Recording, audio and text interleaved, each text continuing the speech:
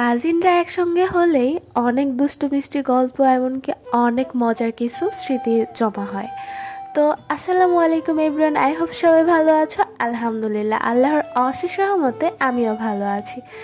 আজকের দিনটা অনেক বেশি মজায় কেটেছে আমাদের।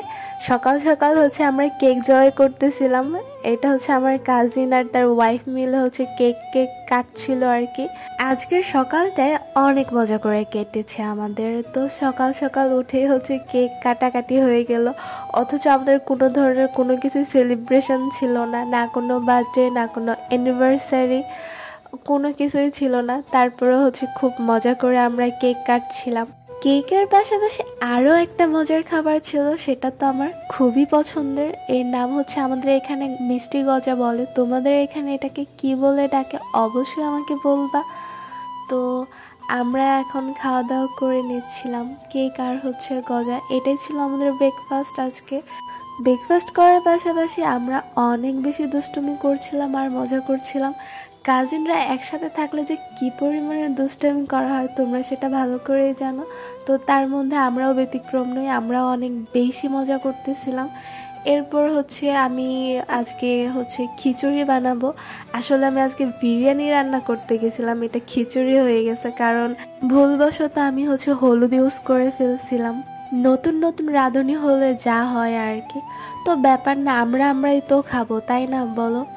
এই জন্য এটা কোনো প্রবলেমই না। খিচুড়ি হোক বা বিরিয়ানি, খাবো তো আমরাই, আর পেটে তো আমাদেরই যাবে। সো এখানে আমাদের স্পেশাল কোনো গেস্ট নাই যে আমাদের খাবারে ভুল ত্রুটি হলে প্রবলেম হবে। সো এটাই আমরা অনেক মজা করে খেয়েছিলাম। যদিও বিরিয়ানি না হলেও এটা খিচুড়ি বলো যাই বলো খুবই টেস্টি হয়েছিল। নিজের রান্নার প্রশংসা নিজেই করতেছি। আসলে কিন্তু এরকমের না, সবাই কিন্তু খেয়ে ভালোই প্রশংসা করছে। এরপর দুপুরবেলা আমার ছোট বোন এসেছিল আর তার একটা ফ্রেন্ড এসেছিল। এসে বলতেছিল যে তারা আজকে সাজুগুজু করে ছাদে গিয়ে বেশ কিছু পিকচার উঠাবে। তা আমি তাদের জন্য বসেছিলাম, তারা সাজুগুজু করতেছিল, সেটা আমি বসে বসে দেখতেছিলাম। তো একটা সময় তো আমরা ওইগুলো করছি, একটা সময় বললে ভুল হবে, এখনও তো করি, তাই না?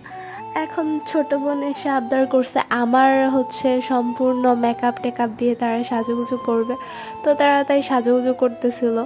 এরপর সাজুগুজু শেষ করে তারা ছাদে চলে গিয়েছিল। ওইখানে গিয়ে আমি তাদের বেশ কিছু পিকচার উঠাই দিছিলাম।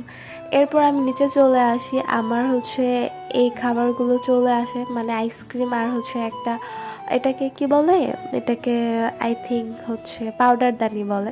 তো এটাও পেয়েছিলাম, মানে একজনে সেগুলো আমাকে দিয়ে গেছে। তো আজকের ভিডিও আর বেশি লং করব না, সবাই ভালো থাকবা, আমার জন্য দোয়া করবা। দেখা হবে নেক্সট কোনো ভিডিওতে। আসসালামু আলাইকুম, আল্লাহ হাফেজ।